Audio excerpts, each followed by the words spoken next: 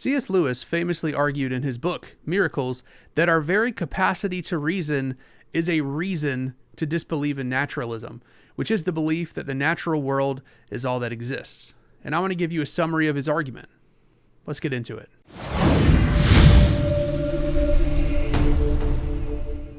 The argument can be found in chapter 3 of this book, and it's called The Cardinal Difficulty of Naturalism. And he lays out the problem like this. Naturalism discredits our processes of reasoning, or at least reduces their credit to such a humble level that it can no longer support naturalism itself. The easiest way of exhibiting this is to notice the two senses of the word because. We can say, grandfather is ill today because he ate lobster yesterday.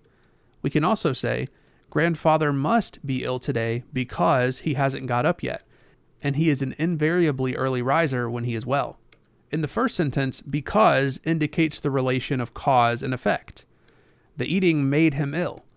In the second, it enables the relation of what logicians call ground and consequent. The old man's late rising is not the cause of his disorder, but the reason why we believe him to be disordered. Now, a train of reasoning has no value as a means of finding truth, unless each step in it is connected with what went before in the ground to consequent relation. If our B does not follow logically from our A, we think in vain. If we think at the end of our reasoning to be true, the correct answer to the question, why do you think this, must begin with the ground consequent because. Unless our conclusion is the logical consequent from a ground, it will be worthless and could be true only by a fluke.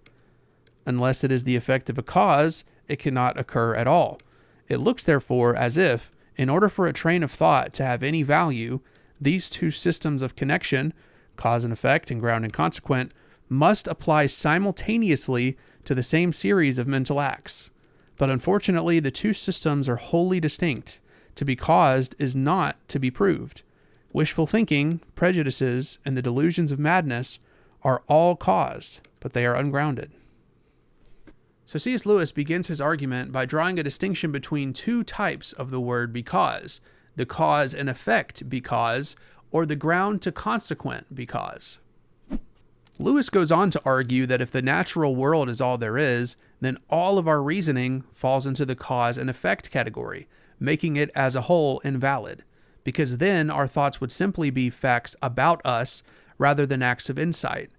In other words, my mental states would be facts about me, kind of like I'm over 6 feet tall and I'm male, rather than acts of insight that I'm doing independently of non-rational natural processes. As Lewis says, acts of thinking are no doubt events, but they are a very special sort of event. They are about something other than themselves and can be true or false. Events in general are not about anything and cannot be true or false.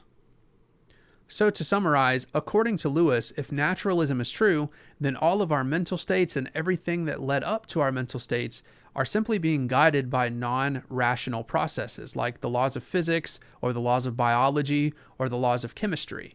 And because they are the effects of non-rational processes, we have no reason to believe that they are acts of insight. David Hume famously wrote about what we call the is-ought gap, which is basically the idea in ethics that we cannot derive an ought from an is. In other words, if there is a fact like we exist, we cannot derive obligations from that simple fact. And for Lewis, there is a kind of is-ought gap between cause and effect reasoning and ground to consequent reasoning that cannot be overcome on the naturalist worldview. In order to reason, in other words, we need something beyond nature. Lewis further illustrates how reasoning would kind of be absurd on the naturalist worldview in this quote. It is agreed on all hands that reason, and even sentience, and life itself are latecomers in nature. If there is nothing but nature, therefore, reason must have come into existence by a historical process. And of course, for the naturalist, this process was not designed to produce a mental behavior that can find truth. The type of mental behavior we now call rational thinking or inference must therefore have been evolved by natural selection, by the gradual weeding out of types less fitted to survive. Once then, our thoughts were not rational. That is, All our thoughts once were, as many of our thoughts still are, merely subjective events, not apprehensions of objective truth. Now, natural selection could operate only by eliminating responses that were biologically hurtful and multiplying those which tended to survival. But it is not conceivable that any improvement of responses could ever turn into acts of insight, or even remotely tend to do so. The relation between response and stimulus is utterly different from that between knowledge and the truth known. So, on the naturalist worldview, reason seems to have come into existence by a historical process, which seems to contradict ideas like the laws of logic because they seem to be transcendent universal truths that are necessarily true in all possible worlds. And beyond that, the process would have been evolution by natural selection, which is not guided towards truth, but rather is guided towards survival. And Lewis goes on to argue that any adaptation that would make us more equipped for survival could not be said to be the same thing as insight. Those seem to be qualitatively distinct categories. But what about theism? Are they committed to the same absurdities? C.S. Lewis says, but the theist need not and does not grant these terms. He is not committed to the view that reason is a comparatively recent development molded by a process of selection which can select only the biologically useful. For him, reason, the reason of God, is older than nature, and from it the orderliness of nature, which alone enables us to know her, is derived. For him, the human mind in the act of knowing is illuminated by the divine reason.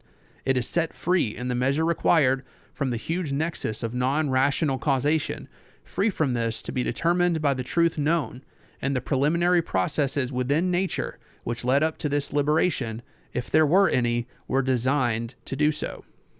So, we've seen that naturalism doesn't have the resources to connect cause and effect reasoning to ground to consequent reasoning. Mostly because we have no reason to think that the laws of physics or laws of thermodynamics or the laws of biology or chemistry, being non-rational in nature, would bring us toward truth. However, theism does have the resources for us to have ground to consequent reasoning, working together with cause and effect reasoning through what we might call agent causation. Agent causation would allow humans to independently verify that their reasoning is valid. However, on naturalism, all of our mental activity would simply be the effects of non-rational processes, like the laws of physics or the laws of biology or chemistry. And here's the important part. If on naturalism, all of our mental faculties are just the effects of non-rational processes, that would mean that none of our beliefs have been rationally inferred, including our belief in naturalism. And if none of our beliefs have been rationally inferred, that means that we have no good reason to believe anything that we believe. C.S. Lewis did not provide a syllogism for his argument, so I've tried my best to put his reasoning into one to hopefully help you understand it a little bit more. Premise 1.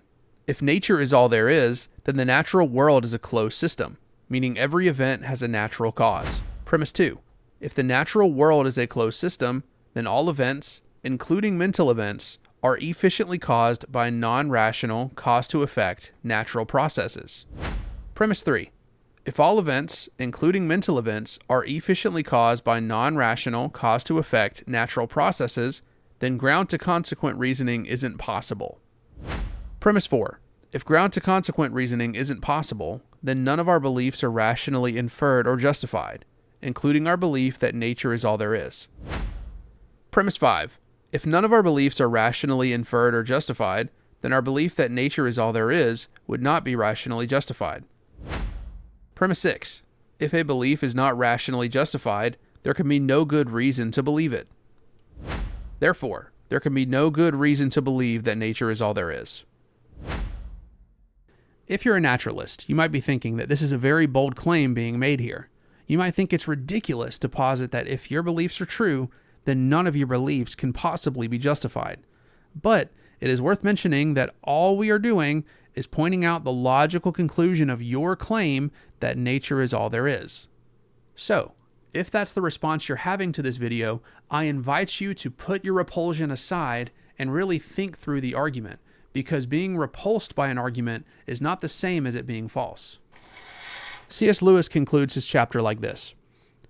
When we try to fit these acts of reasoning into the picture of nature, we fail. The item which we put into that picture and label reason always turns out to be somehow different from the reason we ourselves are enjoying and exercising while we put it in. The description we have to give of thought as an evolutionary phenomenon always makes a tacit exception in favor of the thinking which we ourselves perform at that moment. For the one can only, like any other particular feat, exhibit, at particular moments and particular consciousness, the general and for the most part non-rational working of the whole interlocked system. The other, our present act, claims and must claim to be an act of insight, a knowledge sufficiently free from non-rational causation to be determined positively only by the truth it knows. But the imagined thinking which we put into the picture depends, because our whole idea of nature depends, on the thinking we are actually doing, not vice versa. This is the prime reality, on which the attribution of reality to anything else rests. If it won't fit in nature, we can't help it. We will certainly not, on that account, give it up. If we do, we should be giving up on nature too. Thank you so much for watching this video. This has been a summary of C.S. Lewis's argument from reason against naturalism. Hopefully this video has clarified the argument a little bit for you. That way you can avoid caricatures of it in the future. Give this video a thumbs up if you liked it. Subscribe to the channel if you're new and you want more content like this. This has been The Epitome. I'm your host, Nathan Bozeman. We'll see you around.